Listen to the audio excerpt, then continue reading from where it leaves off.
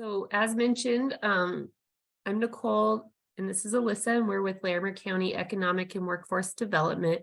We're specifically with our CareerRise team, and CareerRise serves youth and young adults ages 14 up to 24 in supporting in employment and career goals and things like that.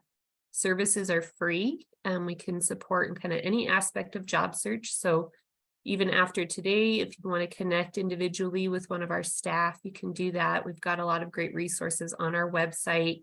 You can give us a call, send us an email, and we can connect in any of those ways. But we're going to talk a little bit about resumes today and just kind of give the basics of a resume and what content you'd want to include and kind of the structure of the resume and maybe how to format it a little bit. And then as we go through today, if you take a stab at creating your own and want help with a review or anything like that, or help finishing it up, you can always reach out and get that support as well. Hi, everyone. Like Nicole said, my name is Alyssa, and I am teammates with her on the CareerRise team. And like she said, our focus today really is on resumes, but please reach out afterward if we can help anything employment related. Our agenda for tonight is we're going to chat briefly about the difference between applications, cover letters, and then spend most of our time on resumes. We're going to spend a lot of time talking about how to tailor your resume for the positions or industries that you're interested in, rather than just creating kind of one blanket resume, really targeting for the jobs you're applying to.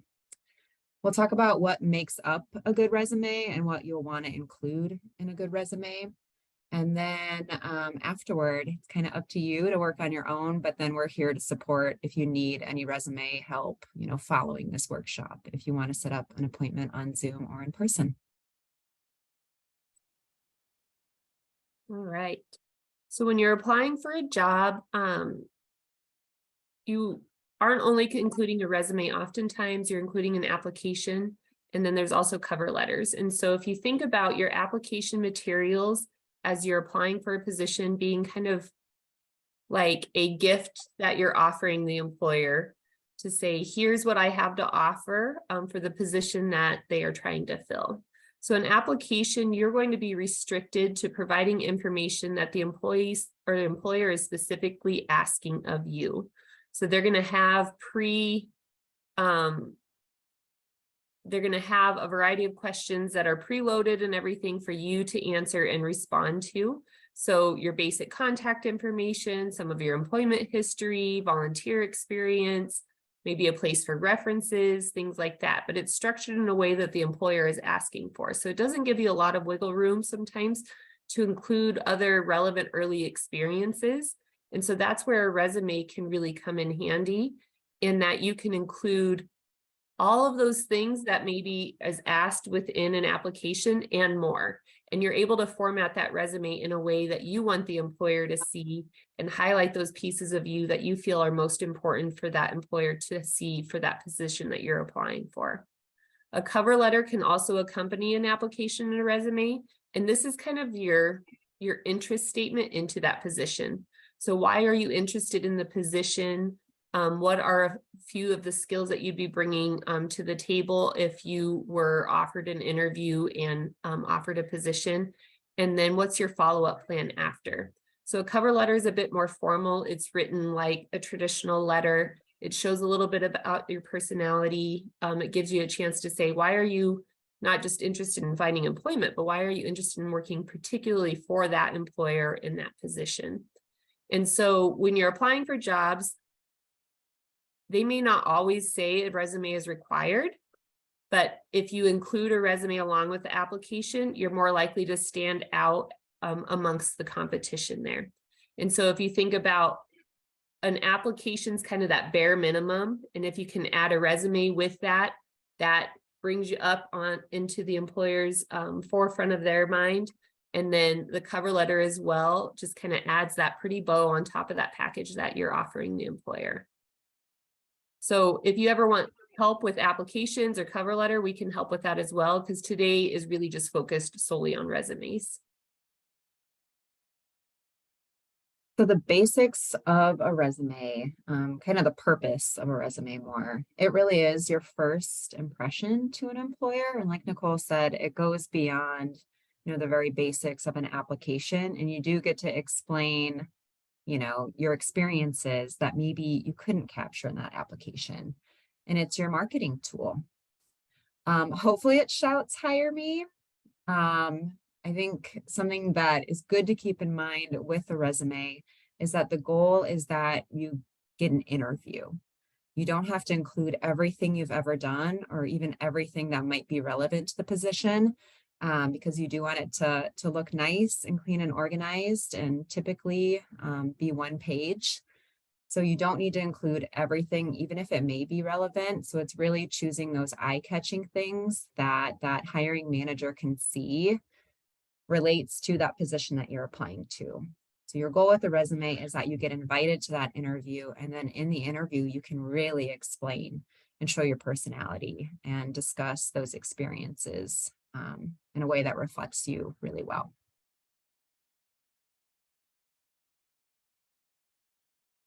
So we've touched on this a little bit already, but a resume is not only going to include just paid work experience. Sometimes people feel like, especially young people who are early in their job search, feel like, well, I don't have anything to put on a resume because I've never worked before. And we can find lots of great experiences and information that we can include to show an employer that you have some great skill sets that are going to be relevant to that position that you're applying for. So yes, you include paid work experience if you have that, but other experiences that you can also consider are if you're involved in any extracurricular activities, if you volunteer anywhere or have, if you've taken on any leadership roles, sometimes different school or roles that you've played in school. Maybe you've been a teacher's aide or taken on some extra leadership opportunities within your school. Those can be relevant as well. And then self-employment, if you've done odd jobs, if you babysat, done things like that, we can find ways to word those things in a professional manner and show the employer how you gained relevant skills, what we call transferable skills from those experiences. So ideally, you will have a different resume for almost each job that you apply for. Your resume will look a little bit different, but ideally for at least the different industries. So if you're applying for a retail type of position, then you'll have a resume that's focused on that. And maybe you have one if you're applying for a food service or a childcare or more of a physical labor like landscaping, something like that. Each of those resumes are going to look different because the needs of the employer are going to be different. So you want to highlight different skill sets that you have depending on the job that you're applying for. You want to keep your resume to one page for those entry-level positions. And then something that feels a little backwards from what we typically will learn in school is you don't use the word I or me or my so much in a resume. And so instead of saying, I partnered with coworkers on a project, or I partnered with like classmates on a class project or things like that, you would drop the I and just start with that past tense verb. So partnered with, and wording it that way. So we can show a couple examples of that here in a little bit. And then you want the resume to be formatted in a way that's easy for an employer to quickly scan. So an employer is using the resume for kind of two different things. If they have a stack of applications or resumes that they're trying to narrow down and identify who they want to bring in for an interview, they're trying to figure out how can I like most easily narrow this this pool of applicants down. And so they're looking for easy reasons to put you in the yes pile of like, I want to learn more about this person, but they're also looking for easy reasons to put somebody in a no pile as well. And so some of those things that can easily get you screened out could be misspellings, if you're including non-relevant information or skills that don't really apply to that position. If it's just visually not very appealing, those could get you screened out. So the content and what you're writing is important, but the visual appeal is equally important as well.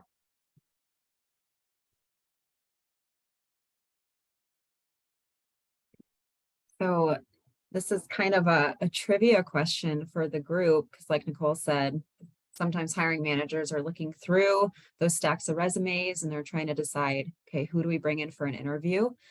So if you have any guesses, we would love to see them in the chat for how long you think a hiring manager looks at a resume on average.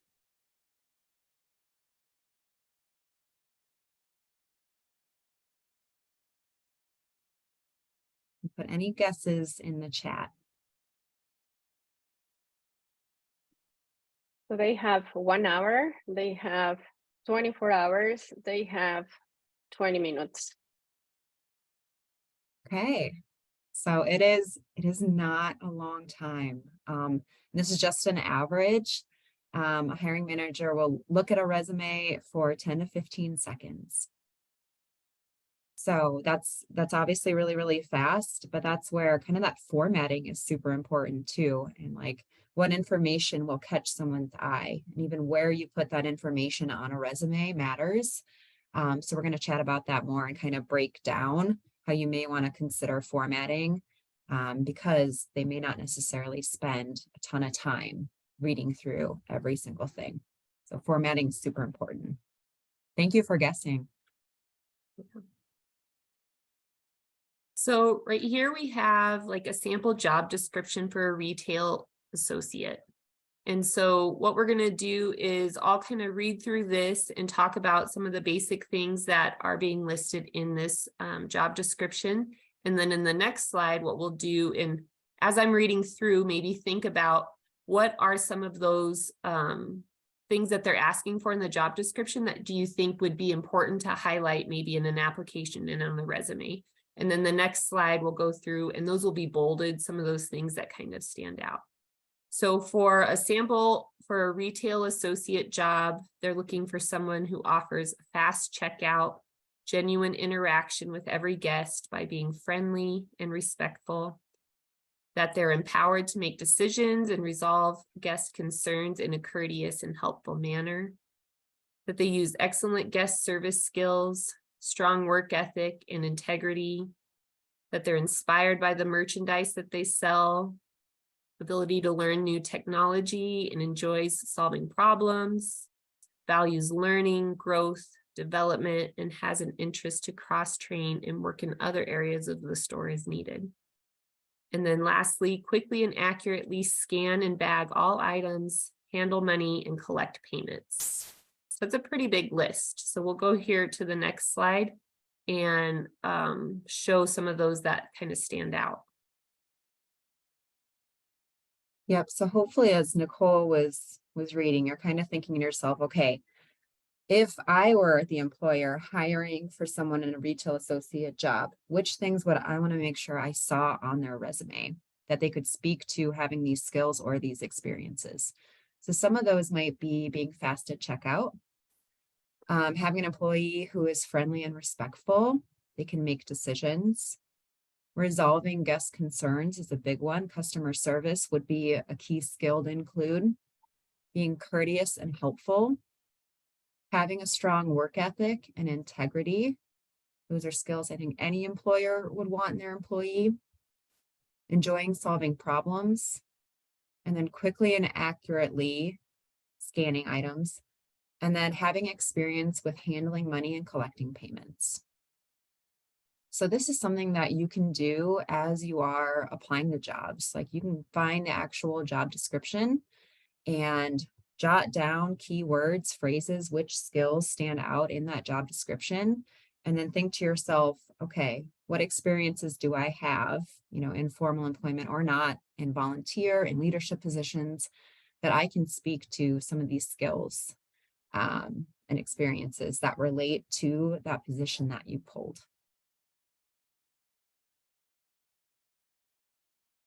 And one thing to note on that previous slide too is almost everything that was bolded on there, you could provide an example that doesn't necessarily come from formal work history. Like maybe the money and collecting payments, that might not be something that you've done if you haven't worked before, or being fast at checkout, but you could talk about being fast at something else. And all of these other pieces like problem solving, being able to make decisions, having a strong work ethic, all of those things we can highlight through other aspects of your life that may not have come from formal employment.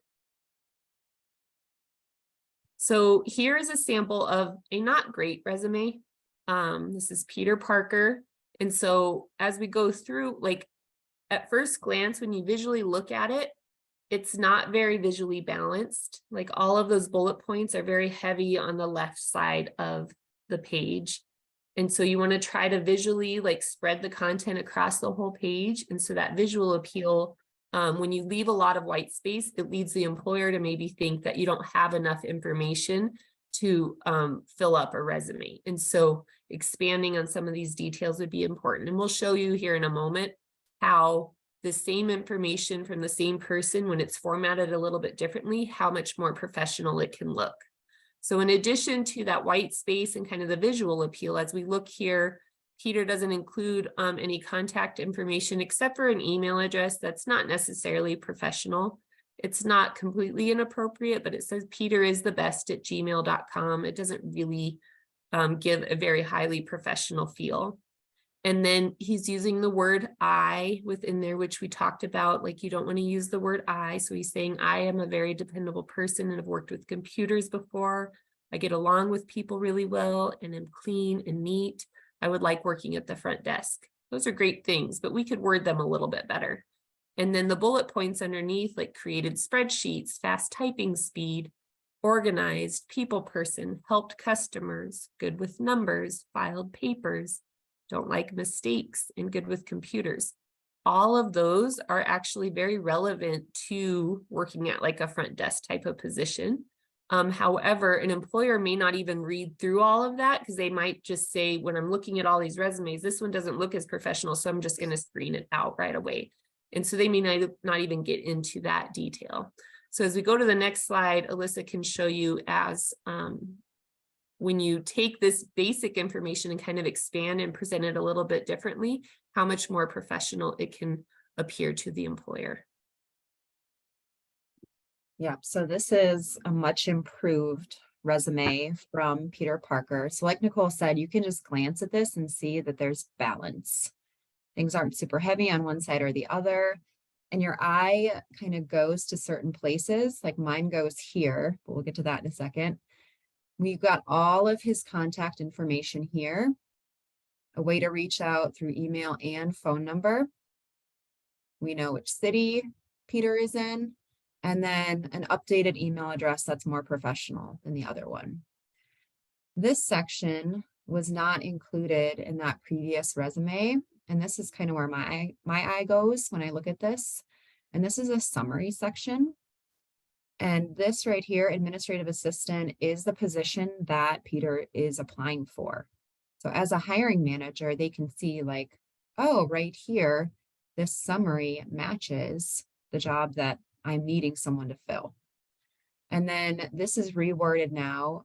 He no longer has I in his summary statement. So he includes interest in assisting customers as first point of contact, dependable, organized, and detail-oriented worker with proficiency in Microsoft Office.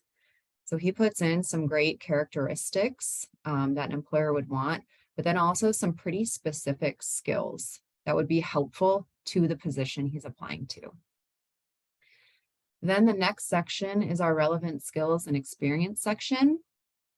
And Peter picked out two pretty big skills related to an administrative assistant, and then wrote out his bullets illustrating how he showed that he has those skills. He didn't just list the skills, he actually explained and showed, here's my experience that proves I have the skills. So with customer service, which is a great one to include for this position, he explained to the employer that he assisted customers with finding merchandise to meet their needs.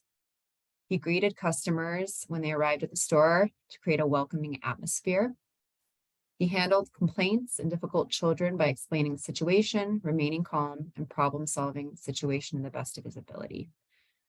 So with these, you can actually like picture this individual doing these things. And that's what you want to have the employer who's reading your resume like visualize, is have them understand how you have that experience and those skills. The next skill that he explained is administrative knowledge. So he wrote, skilled at making spreadsheets and documents visually appealing and easy to read, which would be very important for an admin assistant.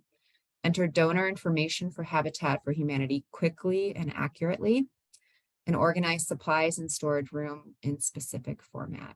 So did a good job kind of explaining a variety of tasks he did that prove he has that administrative knowledge. And then the last section is work and volunteer history. So kind of nice. He didn't just include one or the other. He did both. So includes childcare information, and then also a volunteer experience with Habitat for Humanity that he mentioned up there as well. So a much better, kind of more encompassing resume where an employer would understand what experiences this individual could bring to this position. So for a resume, there are different types of resumes. There's a chronological resume, and that's going to be one that's going to fit really well for somebody who has a more extensive work history, because what you're doing is you would be listing your most recent position in the work that you did there, and then you're listing the position before that and the work you did there and the position before that, and that kind of fills up your page. But if you're early in job search and you haven't had the opportunity to build those previous positions yet, that can feel a little bit overwhelming to try to create a chronological resume. So what we typically will coach on early job seekers is using more of a skills-based resume, which is what that Peter Parker, the new and improved resume was. It was a skills-based resume. And so every resume is going to have your name and contact information. It should have the title or that targeted position that you're going for and a summary.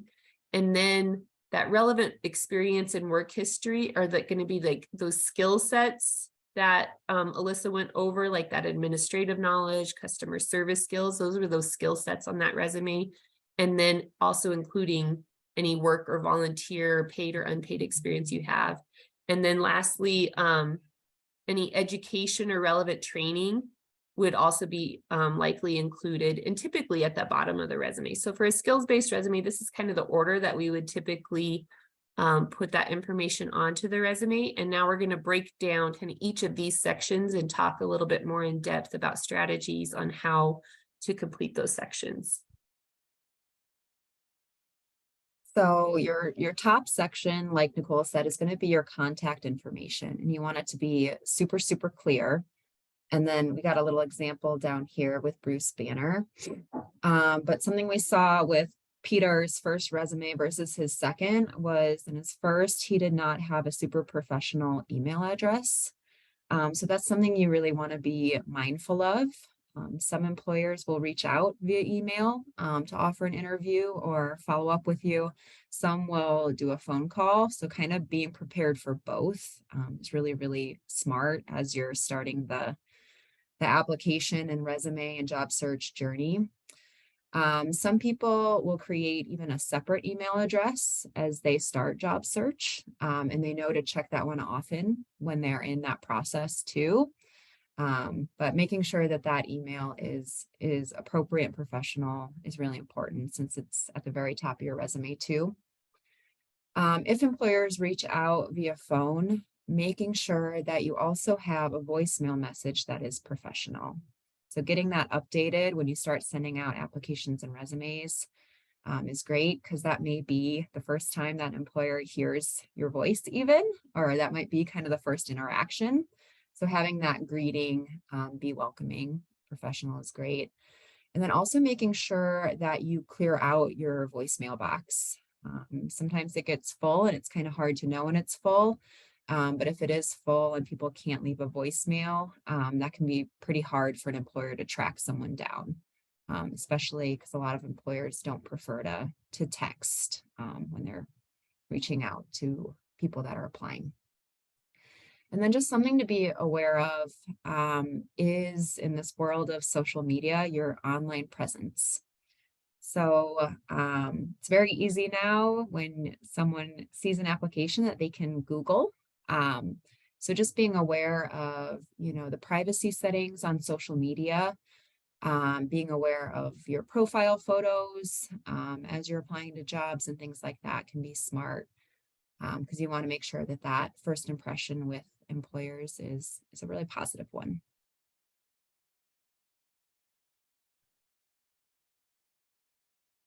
So right below your contact information, just like in that second Peter Parker resume, you're going to want to have like that title of the position that you're applying for.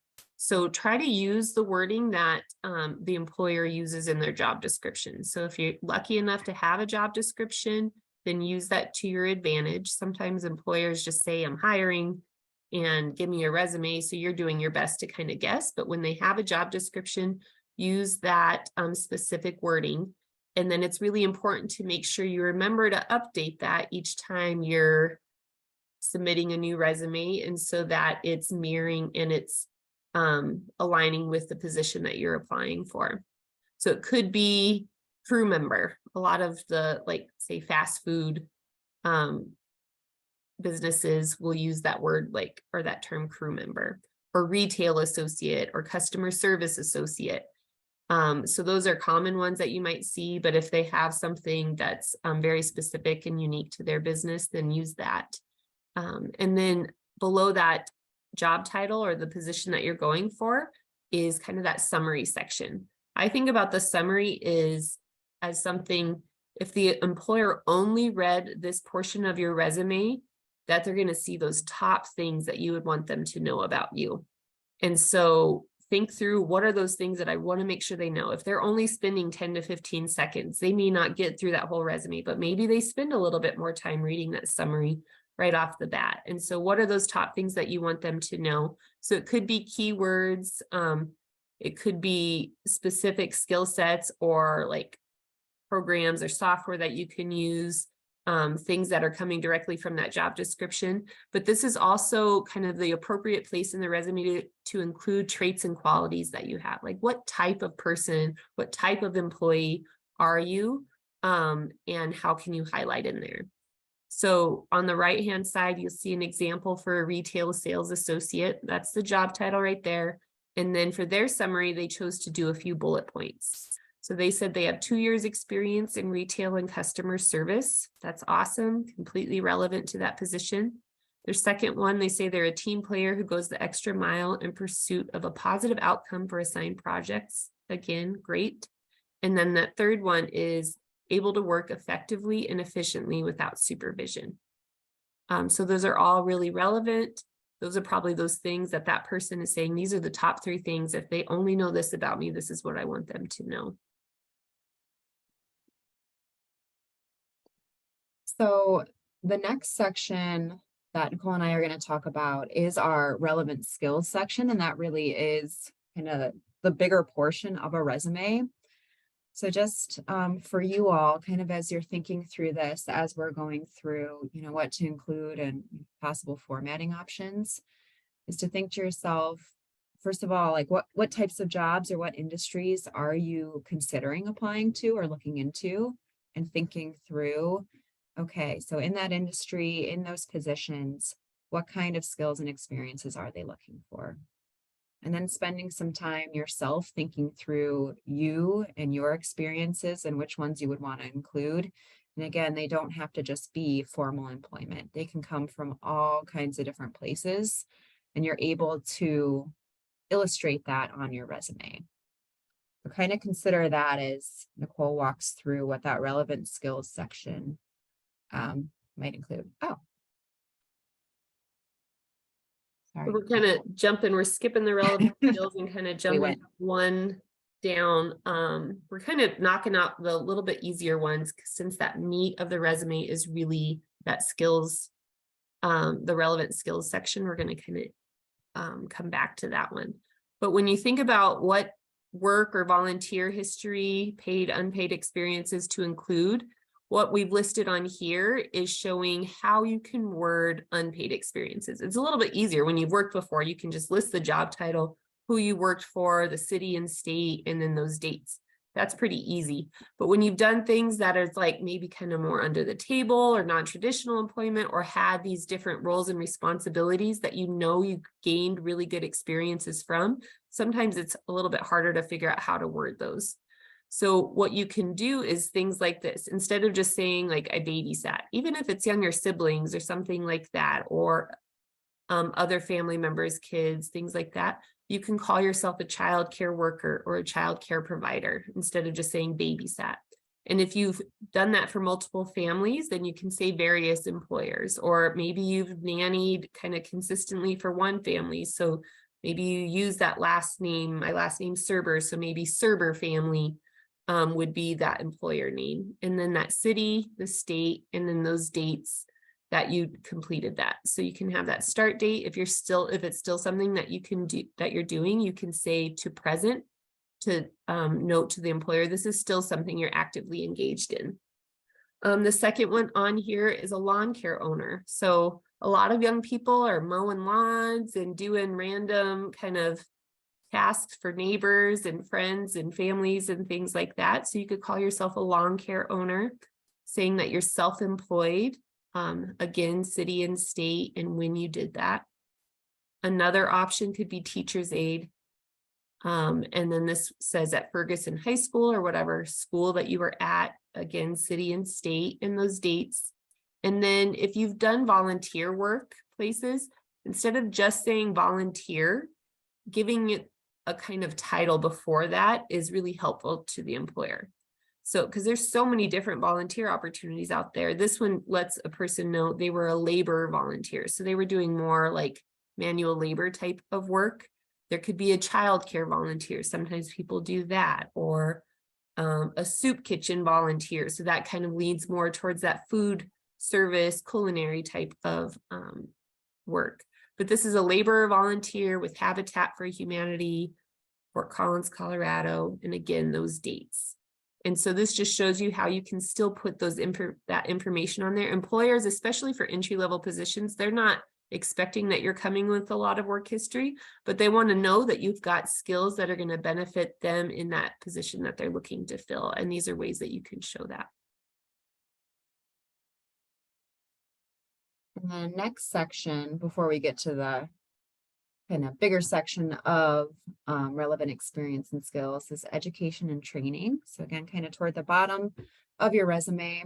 So this is where you can include where you're attending school currently or where you have attended in the past. So for this top one, they are currently a high school student. So they label it high school student, and then have their current high school. And you can put your expected or anticipated graduation date on there. And that shows an employer that you are still attending. If you are someone who's working on getting your high school equivalency, so you're working on your GED or high set, you can put high school equivalency diploma. And that is from the Colorado Department of Education. And this would be the date that you earned it, or again, if you are currently working on that, you can put expected or anticipated with that date that you believe you're going to finish your tests on. If you're in college, you can put the degree that you have earned or that you are currently in, and then where you are attending. It is your choice if you want to include a GPA or not. That is entirely up to you. You can also include in this section awards or honors or scholarships that you've received. It could be a writing competition. It could be your robotics team won at state. You can choose any of those, especially if they relate to that position that you're applying to. And then relevant courses are a great thing to include, again, if it's relevant to the position. So if you are applying to a food industry job and you have taken Catering 1 and Catering 2 in high school, or your food safety and sanitation class, you can absolutely list that under relevant courses. So kind of think through education-wise, are there certain classes that you've taken that do relate really well to the job that you're applying to? And then definitely always want to include certification. CPR is a great one. And then again, that Serve Safe would be like someone that had passed that Catering 2 class and passed the Serve Safe certification exam. great one to include if you're going into the food industry. So think through what certifications could relate to what you're applying for and if an employer would really like to see that. So now we're going to talk about the skill section. So as you are thinking through, Alyssa did a great job of kind of like prepping you to think through like, what are the positions that you could see yourself applying for? And then kind of what experiences do I have that would be relevant and that an employer would appreciate knowing about for those particular positions? So you want to think about, okay, maybe I'm going for a retail associate position. What have I done before? Like I have great communication skills. So maybe that's one of the skill sets that I want to include. Or I've done some customer service work or problem solving or organization, and kind of thinking through maybe leadership or teamwork. What are some of those skill sets that I possess and which ones are the most relevant and that I feel most proud of that I can include on this resume? So once you identify what are those skill sets that I want to include, then you want to think about those bullet points underneath those skill sets are going to illustrate when you've demonstrated your ability to do that skill set.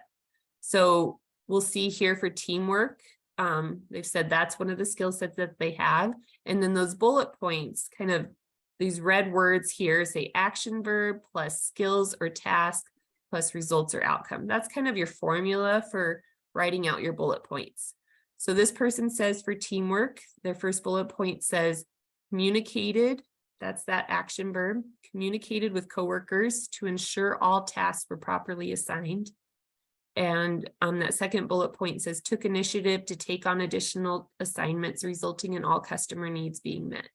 So you've got that action verb, you've got that skill that they used or the task that they were faced with. And then what's really important for an employer to see is what was the outcome or the result of that. So we saw resulting in all customer needs being met. That's what tells the employer if you did it well or not.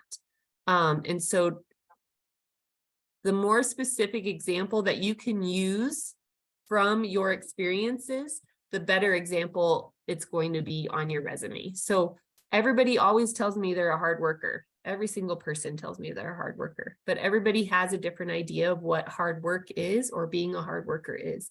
So when you give me an example from your life that illustrates you being a hard worker, that helps tell me, do we have the same definition of hard work here? Does that align with what I'm looking for in my employees? So instead of leaving it broad, trying to get as specific as possible. So those specific examples from your life, but then even getting specific, like ages of children, what size of lawn did you do that? How much are you able to lift? What tools can you use? Do you have cleaning experience? What rooms have you cleaned? Things like that. And that's going to really add value to your resume. And we just have a few more examples, and just to kind of extend to what Nicole was saying, you know, for employers who look at a resume, they likely have never met you before. They likely have not watched you in your experiences. So really anything that you can do to help them picture kind of the scope of what you have done is super, super helpful, because they don't know you. They're really just going off what you communicate in that resume. So the more detailed you can be in explaining that and helping kind of fill those gaps for the employer, the better. So we got a couple more examples here that stick to that formula. They all start with that action verb and then communicate the skills that they have. And then the really important, what was the outcome? Like, what was the benefit of you doing that? How did the business benefit? How did people around you benefit? And explaining that. So I'm going to walk through these. We have communicated with coworkers to ensure all tasks were assigned properly. Greeted customers when arrived at store to create welcoming atmosphere. Performed essential dining room closing duties in restaurant, including cleaning, next day prep, and securing business premises. So you can kind of picture, even just by reading these, what position this person is applying for. Like, why did they choose to include these bullets in here and illustrate these skills? You can likely guess what job they're hoping to get.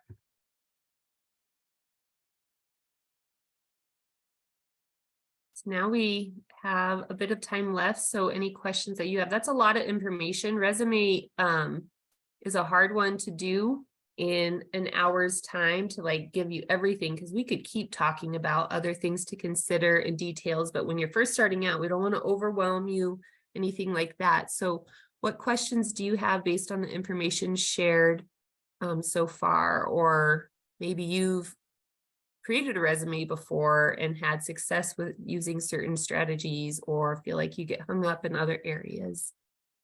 So yeah, we'll open it up for questions.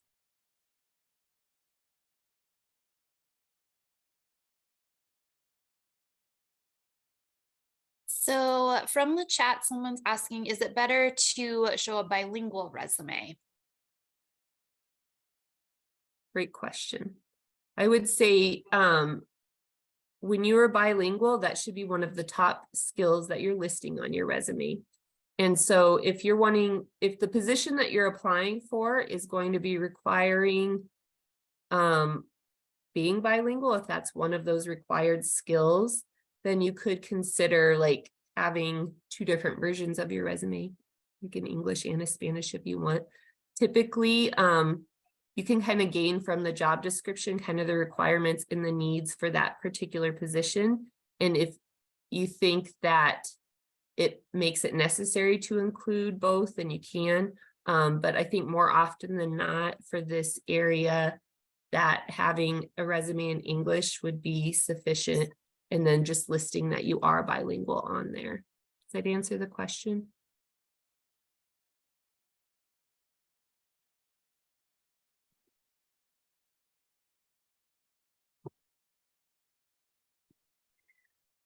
I think that answered that question. I have another one from the chat.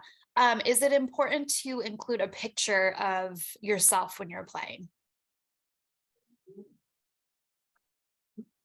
No. No, you sure? Yeah, sure. Don't have to. That's definitely not a part of, resumes. Shouldn't be in the application or anything. So, yep, not necessary to share, any photos or anything like that. I would guess that more often or not, it would result in like concern versus like a positive thing for an employer. Some employers, you never know what you're going to get on the other end of who's reviewing. Some random people might find that, but I think more often than not, it's kind of assumed that you would not include a photo with your resume.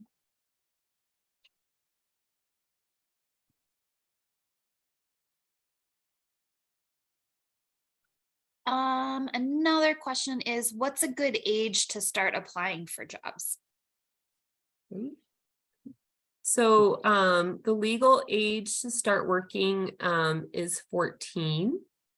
However, those positions for 14 and 15-year-olds are a bit harder to find. They're out there. It just takes a little extra work to locate those. If you're under 14, I would say like as young as you can, when you can start participating in activities that are going to be building skills that are going to be relevant and appealing to future employers, like be doing those things. If you have volunteer opportunities, if you have leadership opportunities at school, or if you're participating in extracurricular activities, things like that, or if you're kind of doing that self-employment thing where you're doing odd jobs for people, you're walking dogs, you're doing yard work, you're babysitting, those types of things, and those can definitely be done younger than 14 as well. But as far as like kind of that legal age that you can begin working, it's typically 14 or above, depending on the type of work. There are what are called youth labor laws in place, and we have a handout. I believe it's on our website, and we can get it sent over to you. The Department of Labor and Employment has it as well. That kind of outlines what are those activities that you're allowed to do at age 14, 15, 16, 17, 18. Because when somebody's in school, there could be laws around how many hours you're allowed to work within a day, or what types of equipment you're allowed to use, things like that. Would you add anything, Alyssa? No, I think you hit the nail on the head. I like the way that you phrase, like you can be gaining experience through other opportunities, like outside of formal employment, younger than 14. Like you can accumulate those through a lot of different opportunities. So I like the way that you said that. Okay, next question is, do you include references on your resume? Good question. That's a really good question. You want to take that one or you want me to? You take it. Okay. So typically, like when you have one page on your resume, like that's valuable real estate. And I want to use as much of that to talk about my skill sets that I have and examples of those and show the employer all these great things about me and how they can relate to that position. And so typically you won't include it on the actual resume itself, and it would be a separate page that you can also include.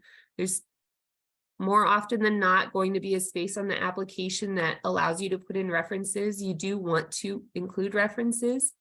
And then, but if they're not requiring an application, you can submit your resume and use that same heading with your contact information. So your name, your address, your phone number, your email, make it look the same at the top, and then have a second page for your references where your job title would go, it would say references, and then list those individuals out. And then you would include that along with the resume as a separate page. Do people know who makes good references? Would that be useful to touch on? Sure. You want to touch on that, Alyssa? Sure. Yeah. So typically for professional references, you do want to kind of steer away from friends, from family members.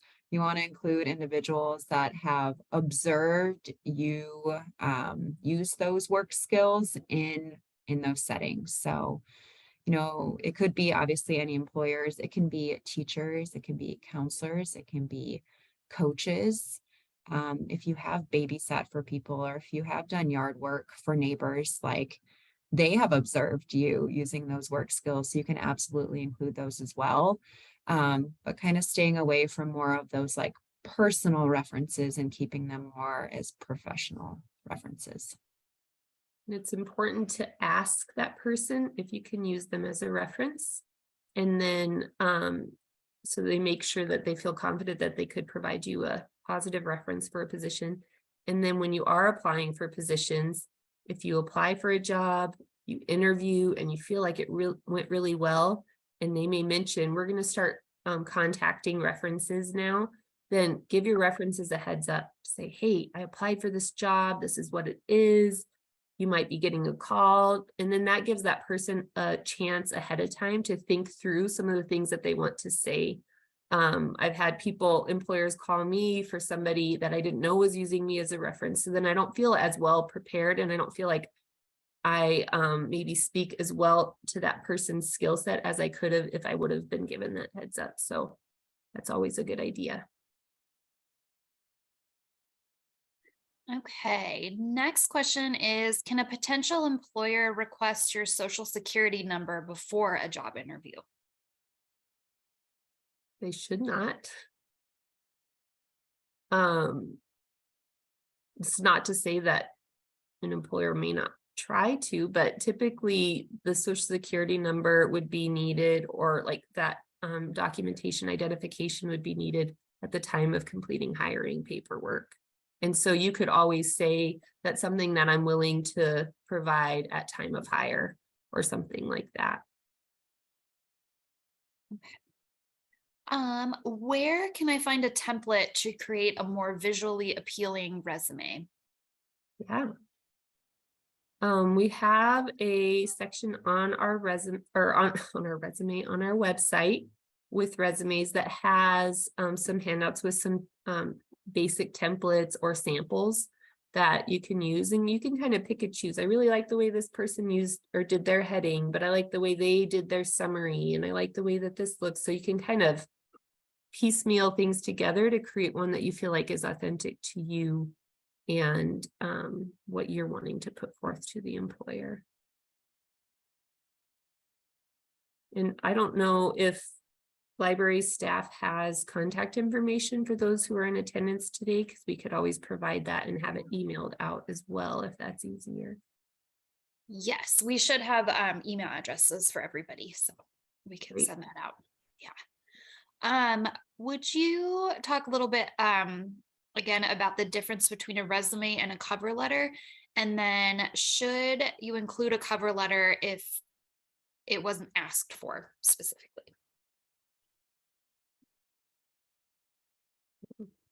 Want me to touch on this one? Go for it. So the resume is what we spent most of the time talking about. And that's where like kind of that finished Peter Parker master resume was, where it's typically a one-page document that's formatted very clearly in kind of the way we talked about, got contact information, summary section, relevant skills and experience, education, training, work experience.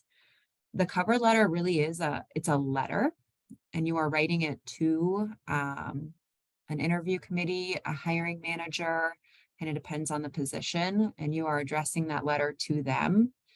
And you are expressing maybe how you learned about the position, why you're applying to the position, what excites you about that position. And then you've got a little bit more space, and it is more narrative. It's truly a letter where you can discuss your skills that are relevant to the position, discuss why you're interested in it. And you're able to also express that you would like to discuss the position further with them. So the formatting is pretty different, and the information you might include is pretty different. And one is more narrative. That letter is truly a letter. And in that resume, you know, we don't have the I in there. In that cover letter, you can bring back the I. And we kind of format everything as like, okay, action, verb, skill, what was your outcome in a resume. So it's very easy and quick for someone to glance at, because again, resumes, 10 to 15 seconds are the average. In cover letters, and typically people spend kind of more time reading through those if they're requested for that position. I had a coworker one time give a good analogy and said, like I mentioned before, when you're applying for a position, it's kind of like you're giving a gift to the employer. And at the time he had a young son who was about to have a birthday, and he said he had 3 friends who brought him the exact same gift, but the first friend, they forgot about the party. And so they picked up the gift on the way there, and it was just in the bag from the store that they purchased it at. That's like providing an application to the employer. They're still getting that gift, but it's kind of that bare minimum. The second friend brought that same gift as well, but it was wrapped in really cool wrapping paper. That's kind of like adding the resume to it. And then the third friend had really cool wrapping paper and this really awesome bow on top. That's kind of like putting the bow or the cover letter on that application. So the employer is still getting a great package or a gift, but the more that you provide to that, it just kind of increases the appeal for them. So if you're the kid who's looking at those 3 gifts, you're probably going to be drawn to the one with the cool paper and the bow as the one that you're wanting to open the most. So I thought that was a good analogy to think about. It may not be required, but if it's a job you really, really, really want, it's a great idea to include that cover letter or that interest statement into that position.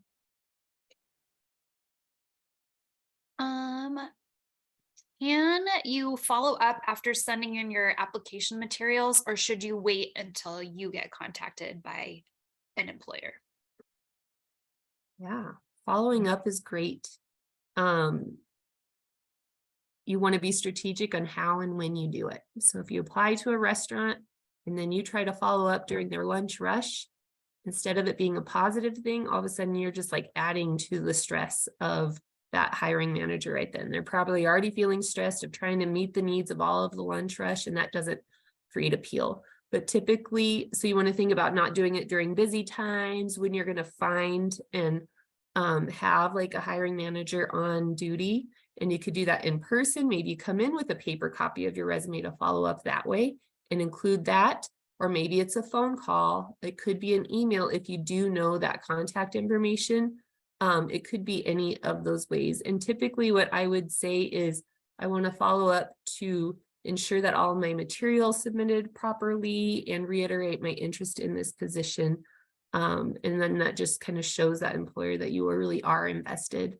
Sometimes applications and resumes get buried too. And so if you applied an employer and then you call and follow up, that might be enough for them to say, if you say, I just want to make sure my application went through properly, they say, okay, let me go look. And then they find it and they say, oh yeah, I have it right here. Maybe they look through it and say, oh, this looks great. And can you come in for an interview? You never know if it could result in that. So I think sometimes as job seekers, we like to play hot potato, or we apply for the job and we kind of throw it to the employer and it's like, okay, now it's your turn to do something back.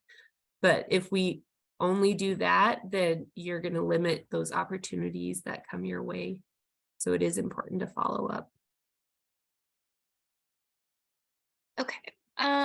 Someone did ask, how do you follow up? But I feel like you kind of answered that already. So phone calls, emails, maybe stopping by. Is it okay to send the same CV or resume to different employers? As long as it's relevant. I think a lot of people, like if you're applying for like retail positions, a lot of those positions are going to be asking for the same basic skill sets. And so more or less, yes. But I would go through and like look at the job description. And if there's something that they're asking for that you have that maybe you haven't included in the resume so far, like swap something out, or maybe you're doing little tweaks.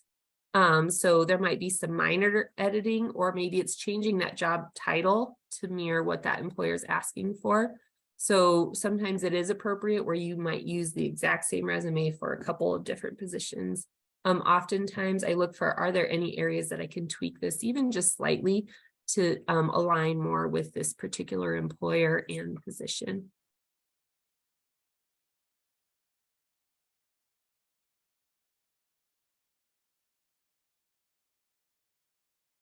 Okay. I'm sorry, my tabs just kind of shut down, but I got Oh, it. no, I got okay. it pulled back up. We're good. Okay, and I think Ludi says that's it from the chat. So I think that's it for questions. Yeah. So next steps, we've got a QR code there if you're not already on through your device. But if you want to scan that, you can, and that will take you to our website. It's also listed here on the screen. Our phone number and email are ways that you can get in touch with us. Got a lot of great resources there. We've got a lot of great upcoming events and resources for summer employment that you could see on there. Our summer employment nights are happening in early March, where we'll have employer panels who are looking to fill positions for those summer months. We've got some paid summer internships that will be opening up soon, and things like that. So go ahead and visit that site and you can see some of those resources in our employment support section. There's some additional resume stuff. There's things on interviewing, applications, career exploration, a lot of stuff there. But the phone number and email goes to all of our teams direct, like phones and email. Go ahead. Well, I was just gonna plug the newsletter too. So Yeah. CareerRise has a newsletter. Nicole is amazing at it, but that's a really great way to sign up for texts or emails so that you can hear about when certain events are happening with our team. And with the organization and other people too, school stuff, scholarship program stuff. So I really recommend signing up for the newsletter just to kind of keep updated with cool things that are going on employment wise and job openings too. And then one question did come in about the services that you provide through Workforce Development and CareerRise. Are your services free? Yes. Yeah.